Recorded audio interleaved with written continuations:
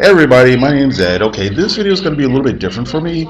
I'm basically going to be responding to a essay I read in the back of the most recent issue of Bitch Planet, which would have been Bitch Planet number 7. The title of the article is Vulnerability in the Strong Black Female Archetype. And I want people to understand this isn't me ranting and raving or being angry or how dare they or anything like that. I'm not going to be going on about the goddamn feminists or the goddamn conservatives or the goddamn lawyers or the goddamn Republicans or the goddamn Democrats or how dare somebody have a opinion different than mine or anything like that. That's not what this is about. It's basically I read the article, I thought one thing, then I read it again, and I thought something else after getting what I think was a deeper understanding of where the author was coming from. And like I said, I read it, and then it made me think about other issues that kind of relate to what she was talking about, and women in comics in general, and pop culture. Um, in the broader pop culture and things like that. So that's basically what this is about. So, like I said, it made me think about some things that I just kind of wanted to share. That's all. Before we get into it, though, I think I should probably describe what the Bitch Planet comic book is about. So, as far as the narrative is concerned, it's set in the future. It's kind of this semi-oppressive 1984 Brave New World type existence, and what it is people who are convicted of crimes get sent to a penal colony off world, and the female penal colony is nicknamed Bitch Planet, and you get sent away, of course, for crimes like assault and robbery, things like that. But if you're a female, you can also be sent away for being non-compliant. So that can mean anything from like criticizing the status quo, or not living up to certain gender roles, or your husband gets tired of you for some reason or whatnot. So the story kind of takes us to the off-world penal colony, and we kind of meet different women who are there for either crimes or being non-compliant, and we just kind of see the whole world that they live in, and that.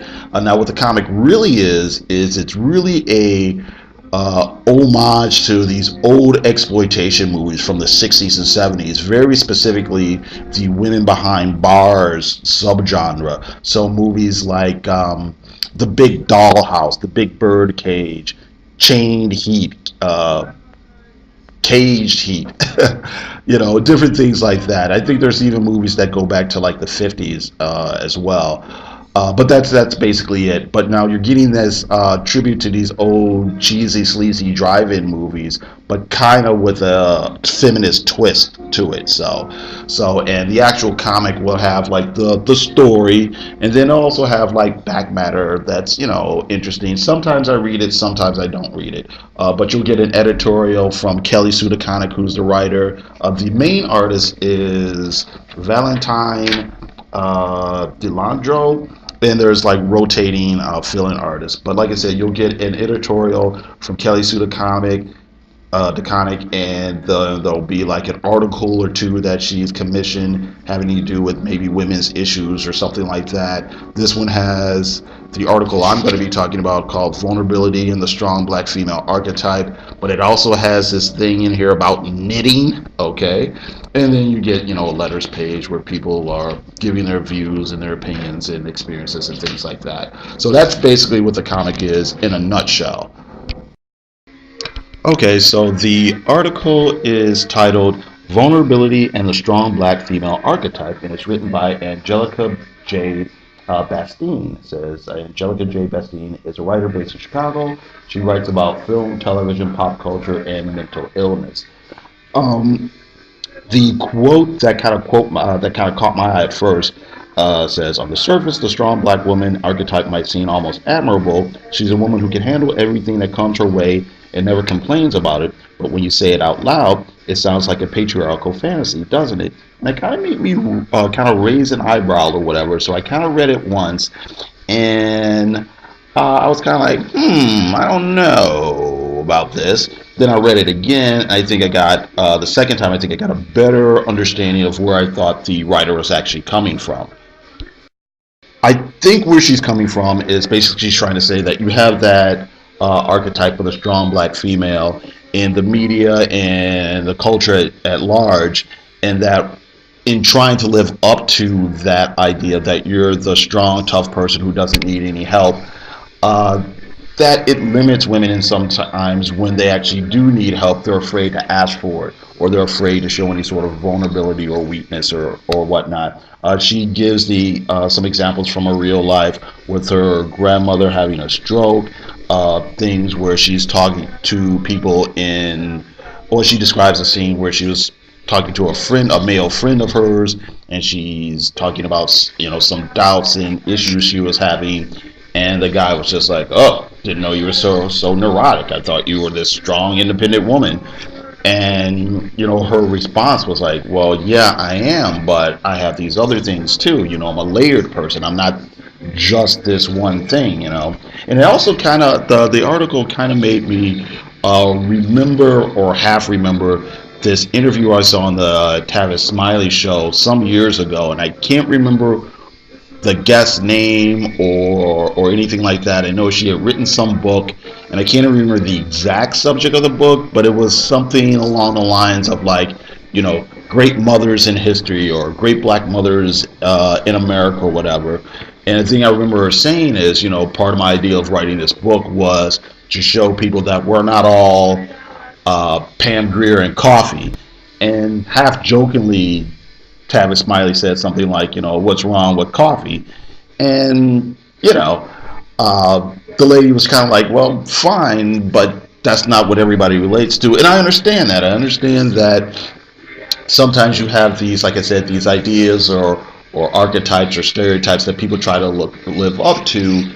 And the reality is that people and life are more nuanced than that, are more complex than that.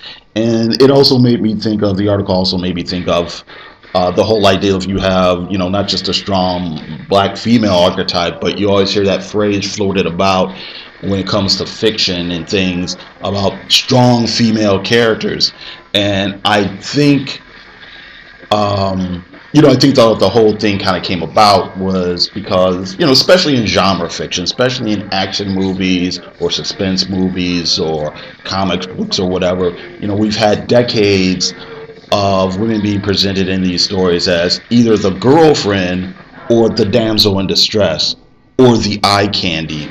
So I think there's kind of this move or push to have more complex characters and more proactive characters, I should say. Proactive, that's what I really want to say. And I think sometimes it works and sometimes it doesn't. I think sometimes people try to write quote unquote strong female characters, and they're pretty thin. They might be quote unquote badasses, but they're really not great characters. They don't have complex personalities or I guess, or layered or textured, or what I mean. That complexity of the human experience isn't always there. That complexity of what women are and what they can be, and being strong on one hand and being feminine the other hand, and kind of blending those things.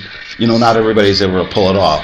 Sometimes I think it's because that particular writer or whatever might mean well, but they just really. But they don't really have a clue. Other times, I think the writers are informed, but it's just bad writing. Some people just write bad dialogue for men, bad dialogue for women, one note, two note characters, just because they're just not great writers or whatever. So there's that. I actually do kind of see where she's coming from, though, at one point where she says, yet being told that you're strong your whole life often means you don't have the language to ask for help and begin feeling guilty even when you do. I've learned that the price for being an endless well of strength, weathering mental hospital stays in my teens, dislocated kneecaps without painkillers, suicide attempts, sexual assault, is your own humanity. And yeah, like I said, I do get it there. I do understand that. I think men actually have have similar problems, of course, in different ways and definitely to different degrees or whatever. But I do understand that. one thing I thought that Angela did kind of get wrong, I'm not sure I actually agree with some of the examples she gives of some of the archetypes. Where she mentions, let's see here, strong black woman archetype. You can see her populating popular culture as far back as Harriet Beecher Stowe's Uncle Tom's Cabin. But my mind always goes back to Douglas Sirk film Imitation of Life and the ways that Juanita Moore's character suffers physically and emotionally out of her love for her daughter who tries to pass off as white. It's been many, many years since I've seen Imitation of Life, but I did see it, and really, I don't really agree that Juanita Moore's character is an example of the strong black woman. I really think the character was there. She was a sympathetic character, but she was really a character that was there for you to feel sorry for her.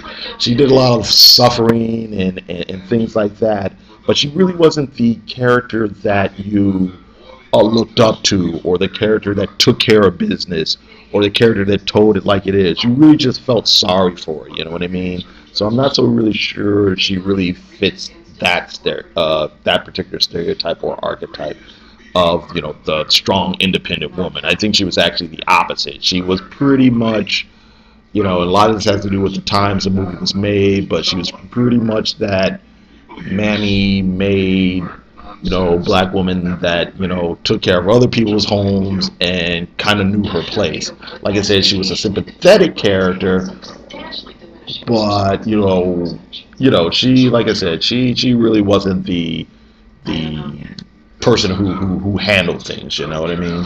Another interesting thing is where Angelica suggests maybe another, you know, archetype that we could look up to for black women and women of color, the mad woman.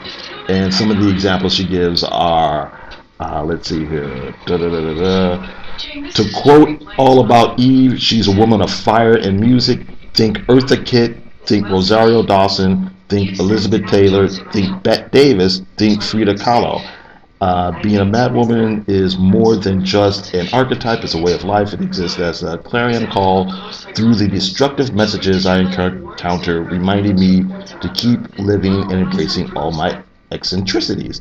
Okay, my only thing about that is really, I mean, Eartha Kitt, you know, I like Eartha Kitt, but I don't know, well, maybe. I can see Eartha Kitt, if you're talking about Eartha Kitt as Catwoman from the old Batman TV show.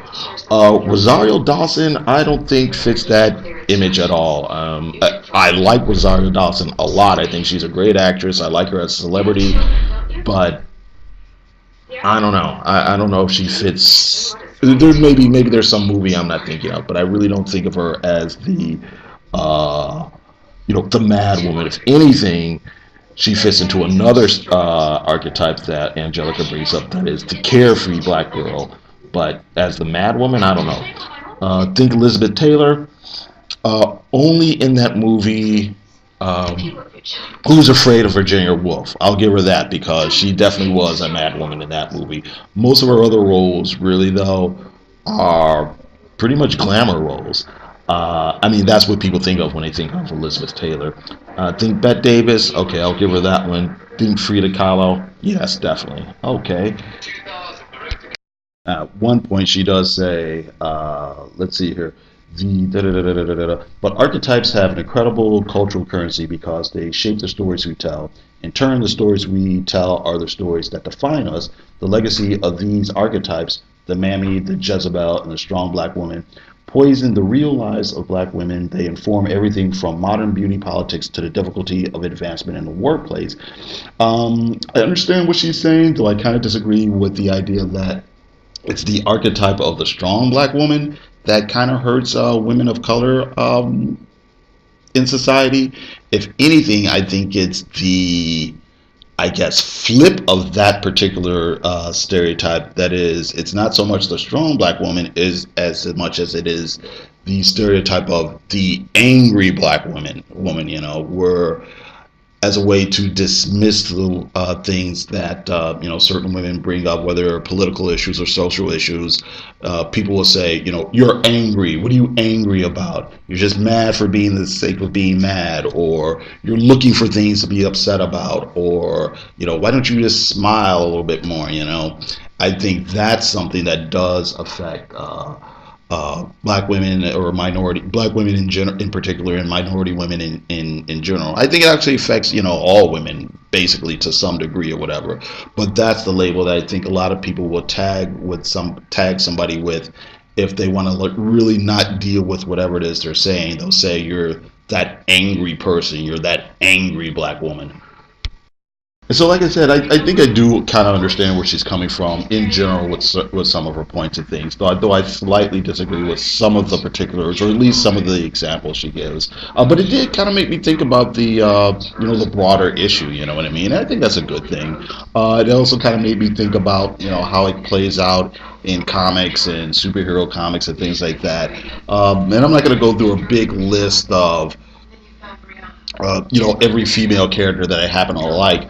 But I did want to talk about a couple of particular characters that I think kind of are interesting examples of strong female characters um, in a more in interesting ways. I guess I want to say that strong female characters in interesting ways that aren't just like I said, the badass ninja assassin lady or what have you.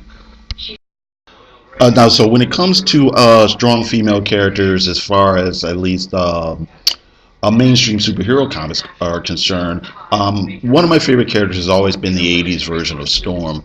You had this character who started out as being kind of the Earth Mother, Den Mother, big sister of the group.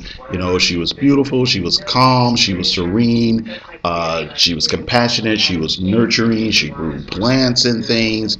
She was always there looking out for the other characters, like I said, in a very in a very compassionate way. Like I said, she was always the shoulder to cry to, or what have you. And then they kind of made her the leader. You saw an interesting character progression where she became a bit tougher, both outwardly and inwardly.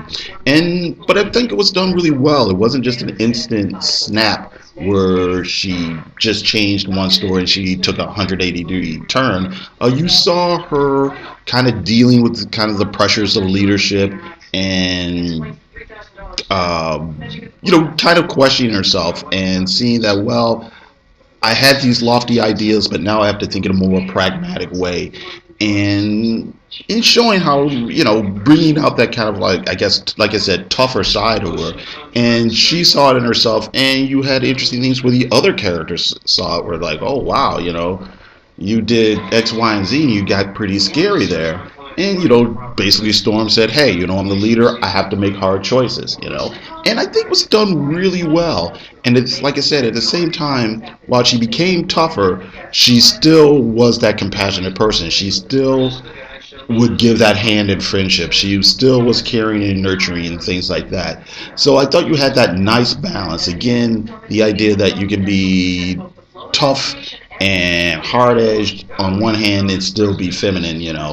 I think that's one thing that some writers sometimes lose or I should say miss, when it comes to dealing with Wonder Woman. I think a lot of people like to focus on the badass, Amazon warrior side of the character, and they forget that the whole point of the character is she's supposed to be out there teaching peace, and she's supposed to be teaching love, and she's supposed to be this nurturing character that, these things are virtues, that being nurturing and caring and loving are all virtues, and sometimes people just miss that part of that character, I think. Now, DC also has a character, Vixen, which is, she's getting a little more attention these days. Don't you? She's got an ongoing, as I'm recording this right now. But she's being featured in a couple of the television shows. She's having a guest appearance on Arrow. They have that cartoon they just did for her. But I think a more interesting character, as far as this discussion is concerned, is Amanda Waller, And I think the more interesting version of Amanda Waller is the pre-52 version versus the new 52 version. Basically, Amanda Waller is this kind of government worker, military person who's in charge of Task Force X, which is nicknamed the Suicide Squad, which, just for people who aren't familiar, is this kind of, it's basically the Dirty Dozen with super villains. So they're villains who have been coerced into doing covert missions for the government. And basically, Amanda Waller is kind of this hard charging, hardcore, take no prisoners, ruthless, Machiavellian type character who's in charge of the group. Um, the new 52 version, she's very Halle Berry-esque looking. She looks, kind of like stereotypical, glamour girl or fashion model. I'll say she has fashion model good looks, which is, pretty typical in most superhero comics where the women will look like that, and that's fine. I get why they did that. They had revamped their characters and changed some characters, put new twist on them and things like that. But I think the pre-52 version was a little bit better, or a little bit more interesting. That version of Amanda Waller was clearly middle-aged and definitely overweight. And I thought that gave her a more distinct, it made her a little bit more unique in the whole superhero world, the superhero universe. Here you have this woman who was not necessarily physically imposing, at least not if you were a superhero, but she was like the type of person who could stare down Batman. And Batman, of course, is the most intimidating person in the DC universe or whatever. And like I said, you had I guess, an embrace of different sort of, body type and image type and looks, that just gave more variety and made the character stand out a little bit more. And again, you have, like I said, you have the strong black female or the strong female character, and that strength didn't come from her physicality. It came from her will, if for lack of a better word. Okay, so now bringing it back to the comic book that we have in hand, this particular comic book actually does have a couple of strong black female archetypes. First, you've got Kamau Kogo, who's pretty much the de facto lead character at this point. And, she's strong to look attractive. She's smart. She's clever. She's strong-willed. She's, tough. She's good at hand-to-hand combat. She's kind of a badass. And she's pretty much what you would expect in this type of comic, this type of fiction. But you also have Penny Roll, who's actually maybe the more interesting character of the two, or at least in as far as this conversation is concerned. Penny is drawn to look kind of, plain Jane looking face. She's very overweight. She's abrasive. She's aggressive. She's loudmouth. But she's also full of, self-confidence, and you're made to really empathize with the character. It's pretty interesting that a story of a few issues previously kind of goes into the backstory of Penny, and the framing device is basically the prison administrators and the prison guards hook her up to this machine, and they're going to read her mind. And the whole purpose of this is they're going to figure out what her fantasies are, their desires are, and they're going to figure out ways to use it against her. And we get to the end of the comic, and the administrators are kind of looking at each other a little bit confused, because they're like, wait, what's going on here? Her perfect view, her perfect fantasy for herself, her perfect view of herself is the way she already looks now. This can't be right. And then we get this close up of Penny, and she's kind of looking straight ahead, and she just says, "There's nothing wrong with me." And it's really interesting because you don't always get this sort of thing in the media, or especially in like comics and superhero comics and things like that, where you have somebody embracing their, embracing the fact that they're not conventionally pretty. The idea of this character doesn't care what anybody thinks. She's fat and loud, and She thinks she's awesome. And I think that's just a pretty interesting way of kind of playing against, like I said, you've got the standard archetype, which is Kamal, and then you've got Penny, who kind of flips that on its head. You know what I mean? So I think that's really really interesting. Like I said, we're taking the whole idea of the strong black female, and where there's the conventional version and then there's that unconventional version, but both are presenting it as kind of equal. So we have that.